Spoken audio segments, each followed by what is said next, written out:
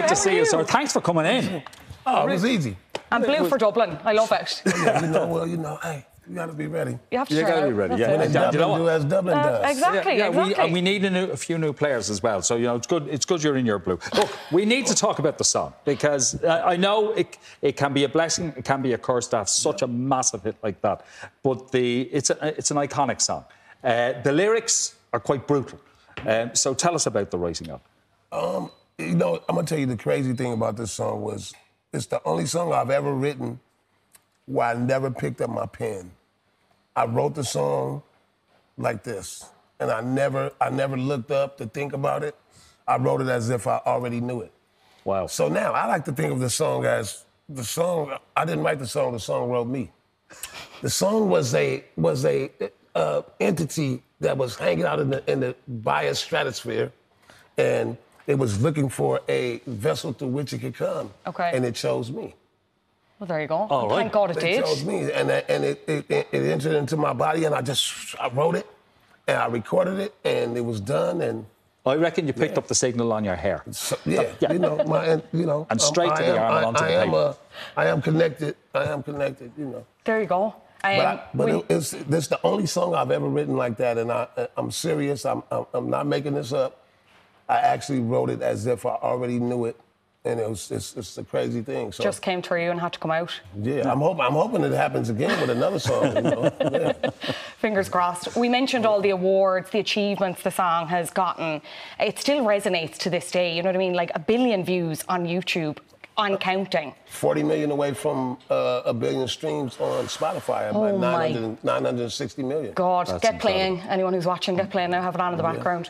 What is it about the song do you think resonates with so many people, like back then and to this day, I suppose? Well, I think that people derive their own meaning from it. Okay. They listen to it, and it's not about what I originally meant the song to mean or be. People listen to it, and they can choose their own thing. You know, whatever it means to you, that's what the song is about. And people ask me, "What's the song about?" I say, "Well, whatever you think it's about. That's what it is." And so, it's one of those kind of songs that transcends decade, transcends. What I'm looking for. Time. Not time. Generations. Generations. There you go. We got there eventually. Yeah. It's one of those kind of songs, and I didn't use any trendy words. I didn't use any year. I didn't say the year, what year it was. I used plain words, regular speech, and I think it made it a timeless song. It is. It certainly doesn't date. And then the kind of the way the strings were and the way the song was made. It didn't use any like bed spring sounds and stuff like that. It was just a song that anybody could get into. And for a lot of people come to me and they say it's the very first hip hop song they ever heard. It's the very first hip hop song that their parents let them buy. Right. And so it's a beautiful thing. For a whole generation of people who were listening to for the first time, there were a whole generation who were saying, I know that tune. Right. Because the first album I ever bought was Songs in the Key of Life. One of the greatest albums of all time. Which is crazy. It was one of the first albums I bought as well. But the crazy thing is that I never heard Pastime Paradise. Did you not? Before I heard Gangsta Paradise. That's crazy. It's crazy. And people say, nah, you're kidding. No, but it's true. I mean, I thought I knew the whole Songs in the Key of Life. I thought I knew the whole album, but obviously I didn't. Well, it was a double album with an extra single because there were so many songs coming out of Stevie Wonder at the time. What did he think of the song? Originally, he said no, that I couldn't use it because I had a couple curse words in it. So then I had somebody that knew him really well. They went back and asked him again. He said, well, tell him to take that word out, then take that word out, and then he can use it. And I actually performed it with Stevie on the Billboard Awards in 1995, and that was to this day one of my best performances. Yeah. I had so much power in my voice that day. Yeah. I was so on point. I was like, Stevie's here. I got to be on point. So I did all my push-ups that week, and so I took my vitamins all week, and I was ready. I was like oh, you know, I was killing it. 8 hours sleep every night, just hitting the pillow.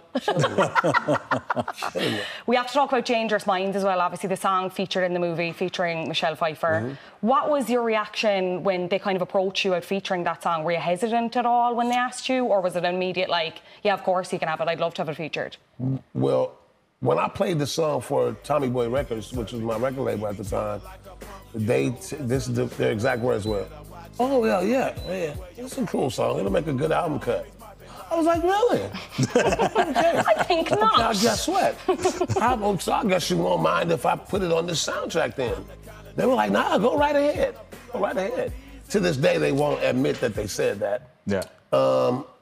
Here's another key, another fact. They gave me $100,000 to use the song in the movie. Okay. And I think at that time, for a hip hop song, it was the most amount of money that anyone had ever been paid for a soundtrack. Wow.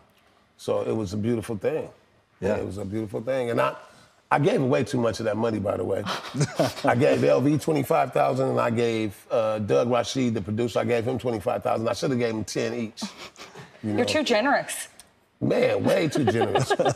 Nobody would have done. Today, nobody would ever do that. Yeah. But you know, I'm cool like that. That's why I'm Coolio. There you go. Yeah, it's in the name. It's in the name. Yeah. We have to talk about Keenan and Kel. Like, it was such a huge part of my childhood, coming home from school every day and putting that on. You brought up something else. Now, Keenan and Kel is just as important to my career as Gangsta Paradise. Yeah, my kids love the show. The sale of orange soda shot up. Do you include the song on your set list, though? Yes, I do. So I started off, I go, who loves orange soda?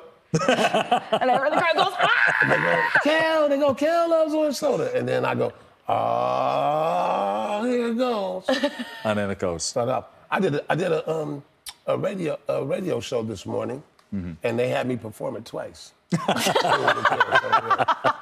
So nice, he did it twice. But the thing is, I'm of an age where my kids are having their kids. And my grandson is watching Keenan and Kel. You see what I'm saying? And so that's a regeneration of it again. So pretty soon he'll want to know, who's that guy? Yeah. And then he'll go and research me, and he'll find Gangsta's Paradise, he'll find See When You Get There, he'll find Fantastic Voyage. Yeah. And then I'll have a new fan. Exactly. You know what I'm saying? You're no stranger to Ireland. You do enjoy coming here. So what is it that keeps bringing you back? Is it the Guinness, or is it just the people? No, it's the people. It's the atmosphere. It's a very progressive city. The food's good. The women are beautiful. Everything. I mean, I like everything about Dublin, except the weather during the winter. Yeah. It's been pretty nice this week, though, I have to say. We pulled it out of the bag. It's been beautiful this week. Man, everybody out with their shorts on. You know what I'm saying? I had my hot pants on yesterday. You know, it was so hot. But you're not a fan of Guinness, somebody told me. Is this true or not true? Of course, I love Guinness. Do you? When I make gravy. Guinness gravy? Guinness gravy. Okay. You know about that? I bet you know about that. I don't know. Guinness makes a great base for a gravy. Okay. Great base for a gravy. To drink? No. Not your fave? Not your thing. At all. But Guinness gravy, I prefer a blonde beer.